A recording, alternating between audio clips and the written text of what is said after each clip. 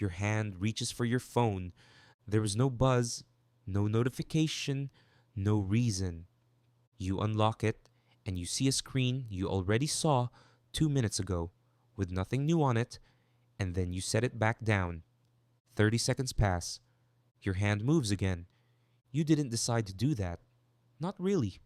It happens somewhere underneath the part of you that makes decisions, the way you blink or shift your weight without noticing. So, what are you actually looking for when you're not looking for anything? This is the strange part. Most of the time, you already know there's nothing there, and you check anyway. It's tempting to call this a willpower problem, to call yourself distracted or addicted or just weak. But that explanation doesn't fit what's really happening. You are not weak when you reach for your phone. Your brain is running a program, an old one, built long before screens existed, for a world that worked completely differently. To understand it, you have to start with a lever and an unpredictable reward. In the middle of the 20th century, the psychologist B.F. Skinner studied how behavior is shaped by rewards, and he found something that still explains your hand. When an animal received a reward every single time it pressed a lever, the behavior was steady but unhurried. But when the reward arrived unpredictably, sometimes after one press, sometimes after 20, with no pattern to learn, the behavior became relentless. The animal pressed faster, longer, and kept pressing long after the rewards had stopped. This is called a variable reward schedule, and it is the most powerful pattern there is for making a behavior stick. Now read your phone in that light. Most of the times you check it, nothing is there. But sometimes there's a message, sometimes something funny, sometimes a small piece of news that matters to you. You can't predict which check will pay off, and that unpredictability isn't a flaw in the design. It's the entire hook. So, what is your brain doing while your hand moves?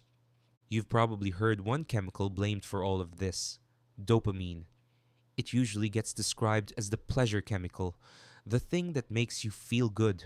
But that description is wrong, and the truth is far more interesting. Dopamine is less about pleasure and more about wanting. It's involved in motivation, in learning, and above all, in prediction, in getting your body ready to chase something it expects might be worth chasing. The neuroscientist Wolfram Schultz spent years recording the activity of dopamine neurons, and what he found rearranges how you should think about reward. The dopamine spike doesn't come mainly when you get the reward.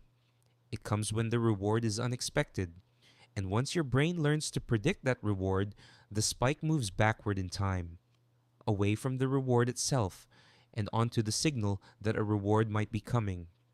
Read that again slowly, because it's the whole thing. Your brain doesn't reward you most for the message. It rewards you most for the moment just before the message. The unlock, the pull down, the half second of not knowing. That lean of anticipation, that small pool of wanting is the payoff your brain is actually generating.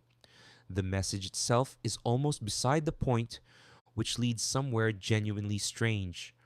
What would happen if your phone gave you something wonderful every single time you opened it? You would check it less. A reward you can perfectly predict stops producing that spike because your brain already knows the answer and there's nothing left to chase. It is precisely because most of your checks turn up empty that the behavior becomes so frequent, so fast, so automatic. The emptiness isn't the failure of the loop. The emptiness is the fuel. This is not an accident, and it isn't only happening to you. The anthropologist Natasha Dow Schüll spent years studying machine gambling, and she described how slot machines are carefully engineered to hold people in what she called the zone, a smooth, self-erasing loop of action, an uncertain reward, where time and self seem to dissolve. The machine never pays out on a schedule you could learn. It pays out just enough, just unpredictably enough, to keep your hand on the lever.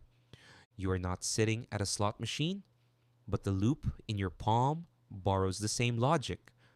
Pull maybe, pull, maybe, pull.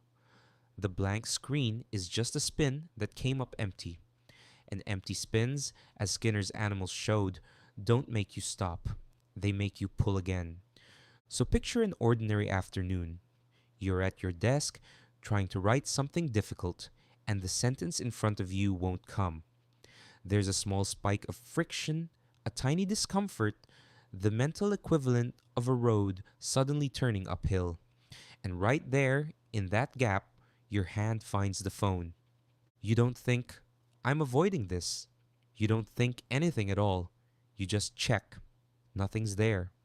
You scroll for a moment, feel a faint flicker of relief, and set it down. The hard sentence is still waiting.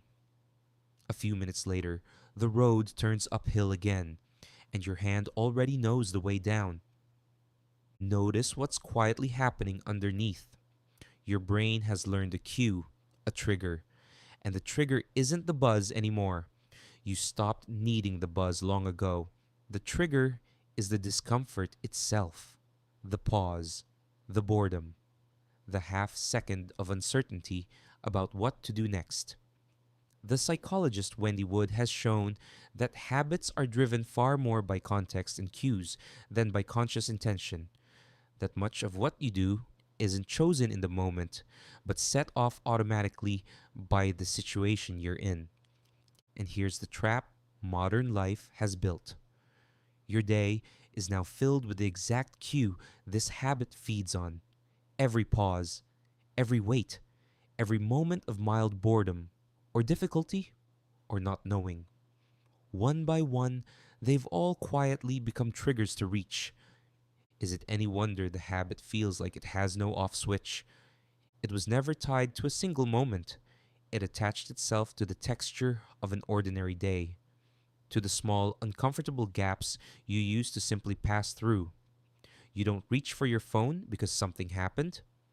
You reach because nothing is happening, and your brain has learned that nothing feels uncomfortable, and that the phone is the fastest way to make the discomfort end. Knowing all of this won't make your hand stop, but it changes what the reaching means. It is not evidence that you're weak or broken or hopelessly distracted. It is evidence that your brain is doing exactly what brains evolved to do: chase uncertain rewards, learn cues, and reach for the maybe, inside an environment that has been engineered to offer a maybe at every single turn.